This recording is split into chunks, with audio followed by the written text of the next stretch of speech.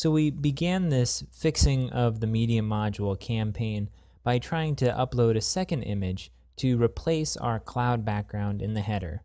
So let's go ahead and move forward and do that. We're on the content page now on the media tab. Let's go ahead and click add file in order to upload our second cloud image.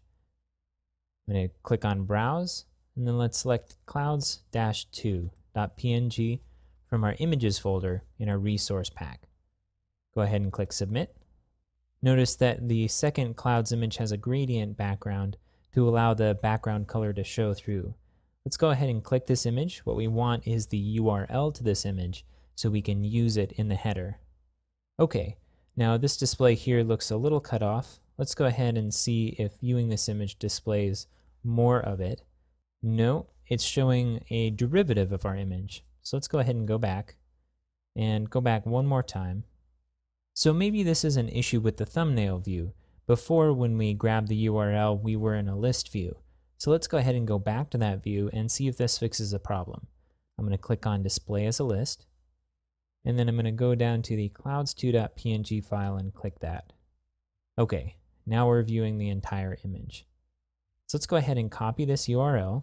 I'm going to copy the image location by right-clicking it and selecting Copy Image Location.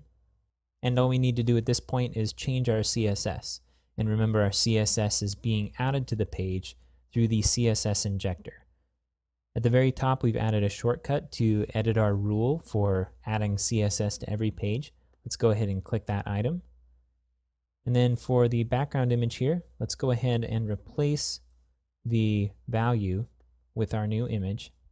Okay, now this will work on our local site, but the problem is that when we upload this site to our server, the image that we're referencing here isn't going to be available because we're using an absolute path that includes the domain name. Now on my local server, I've set up a domain name called loc.magnificent.com in order to test out the site. And so what we should do is remove this to make sure that it's pointing to the right place. So I'm going to leave it as an absolute URL, but I'm going to remove the domain name and any subfolder that my Drupal installation might be in at the moment. Let's go ahead and scroll down to the bottom and click Save. Now let's go back to the home page and preview our changes.